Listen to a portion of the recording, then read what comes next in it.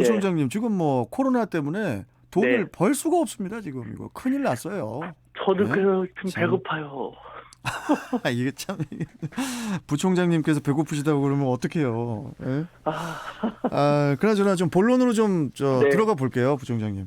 네, 일본 이야기 좀 먼저 할 건데 네, 집권 2개월을 맞았죠. 네, 기시다 후미오 일본 총리에 대한 지지율이 뭐 60%를 넘어서고 있다고 해요. 네, 30%대 지지율로 불과 1년 만에 자진 사퇴를 했던 전임자죠. 그 스가 네, 요시히데 전 총리와 거의 뭐 상당한 차이를 보이는 그런 결과인데 네. 이게 지지율이 이게 무슨 이유로 이렇게 높아진 건가요? 네, 이것을 먼저 간단하게 말씀드리고 조금 더 의미 있는 이야기를 말씀드릴까 싶은데요. 네, 네. 일단은 전 총리는 좀 어떻게 생각하면 비운의 총리, 비운의 사나이라고 할 수 있습니다. 아, 그래요. 그러니까 올림픽을 개최해야 되는데 해야 될까 말해야 아, 될까 그것 때문에 강력하게 뭐 코로나 대책을 내세울 수가 없었죠. 음, 정말 그 상황을 너무 예의주시하지 않으면 안 되는 그런 상황이기 때문에 실기를 하고 강력한 대처를 못 하다 보니까 뭐 코로나가 엄청나게 많이 확산됐고 음, 그로 인해서 붕괴되고 말았는데 기시다 총리 같은 경우는 올림픽도 전임 총리가 다 잘 끝내줬고 음, 이제는 코로나 대책만 제대로 하면 된다. 전임 총리에 대한 불만은 코로나 대책이 너무 미약했다. 신속하지 못했다. 부족했다. 그것을 반대로 다 했던 것이죠. 그러다 음, 보니까 예를 들면은 외국인 그 오미크론 뭐 변이 바이러스 확산 방지를 위해서 외국인 신규 입국을 전면 금지하는 등 강력한 대책을 세웠습니다. 이것이 긍정적인 평가로 작용을 했는데요. 네, 여기서 중요한 것은요. 그 사실 우리 대한민국을 위해서라면은 이 기시다 총리 정권이 조금 더 지속이 돼야 됩니다. 내년 7월 달에 네, 일본의 참의원 선거가 있는데 그때까지 기시다 총리의 지지율이 계속 높은 상태로 가면은 기시다 총리가 지지하는 자민당 정권이 그만큼 승리를 하게 될 것이고 그때 비로소 아베와 같은 후진적이고 과거지향적이고 좀비와 같은 그런 사람들의 영향력이 많이 사라지게 되거든요. 그러면 비로소 어, 일본이 미래지향적으로 함께 지금은 기시다 총리는 우리나라나 중국이나 아시아와도 관계를 좋게 가려고 하지만 힘이 미약합니다. 네, 아베가 서슬퍼런 눈으로 그 망령 같은 눈으로 쳐다보고 있거든요. 네, 그러니까 지금 어떻게 생각하면 기시다 총리가 계속해서 지지율을 높게 잘 가는 것이 음, 아시아를 위해서는 훨씬 유리하다는 것을 부가적으로 말씀드리고 싶었습니다. 예, 상당히 또 중요한 말씀 해주시는 것 네, 같은데, 그러니까 기시다 총리의 그 지지율 상승의 주된 배경은 아무래도 이제 코로나 대응에 대한 호평으로 볼 수 있다는 건데, 네. 구체적으로 어떤 식의 그 코로나 대응을 했길래 좋은 평을 받게 된 건가요? 네, 말씀드린 것처럼 전임 그 스가 총리 정권과 달리 신속하게 그리고 강력한 대책을 선제적으로 취하고 나왔던 것이죠. 그중 가장 일본 국민들한테 호평을 받고 있는 것이 그 외국인 신규 입국을 전면 금지시켰다는 것이죠. 그러니까 좀 음, 여태까지 일본에서는 그런 것이 없었고 눈치를 보면서 사람들이 지키지 않더라도 우리는 지키지 않으면은 벌금까지도 뭐 물리고 하는 방법이 있었습니다만 음, 중국은 좀 더 강했죠. 음, 일본은 자율에 맡기다시피 했어요. 음, 자유를 주장하는 국민들에게 벌금이라든가 과태료 같은 걸 물릴 수 없다라는 그런 반대 의견이 또 많기 때문에 음, 이러지도 저러지도 못했지만 뭐 기시다 총리 쪽에서는 조금 더 강력한 조치를 취하고 나옴으로써 결국 일본 국민들에게 정부가 조금 더 정부다운 강력한 모습을 보여줬구만 잘하고 있네라는 어떻게 생각하면 이것은 이제 중국과 같은 권위주의 국가가 잘 취해온 그런 것인데 음, 일본 국민들도 이중적인 것이죠. 중국과 같이 좀 강력한 조치를 취해줬으면 좋겠다 이럴 때는 라고 생각을 하면서도 중국은 사회주의 국가니까 안 돼. 중국식은 중국이 취하는 건 안 돼라는 아주 말도 안 되는 모순적인 모습을 보이고 있기도 합니다.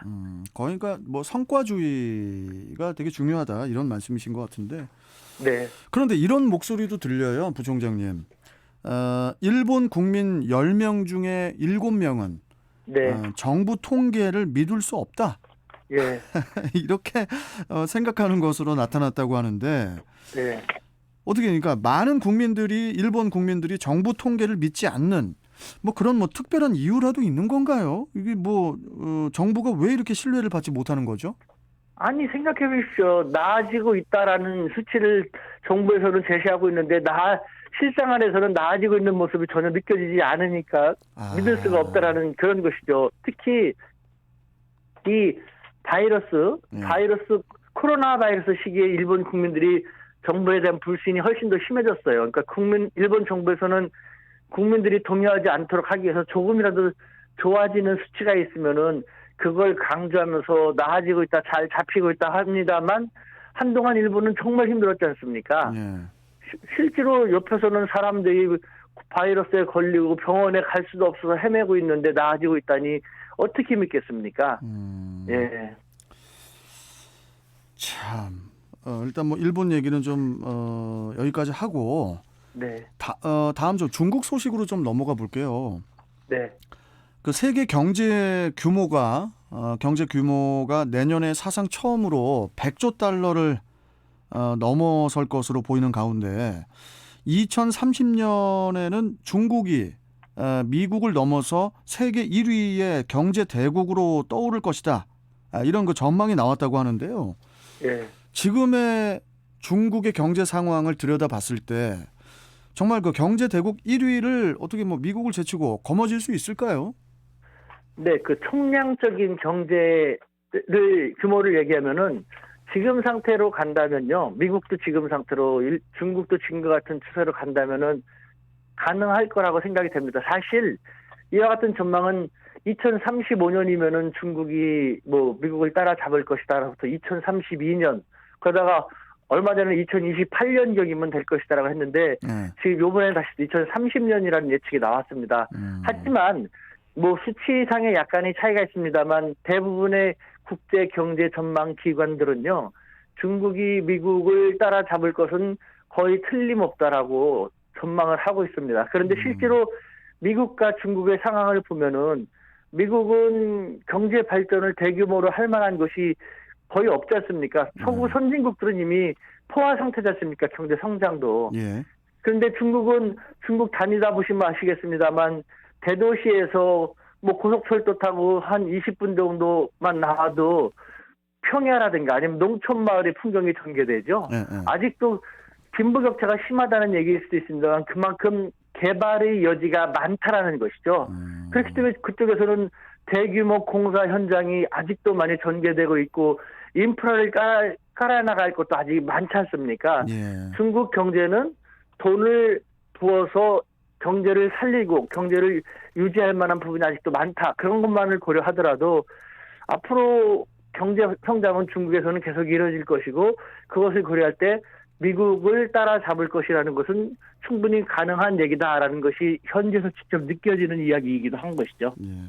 마지막으로 느껴진다라는 그런 표현을 하셨는데 이런 말씀 들으면서 좀 마무리할게요. 그러니까 네. 경제를 이렇게 수치상의 경제도 뭐 당연히 중요하지만은 각 나라별로 이 모든 국민들이 좀 체감할 수 있는 그런 경제 상황 이것도 좀 제발 좀 이게 좀 느낌이 좀 좋아졌으면 좋겠습니다.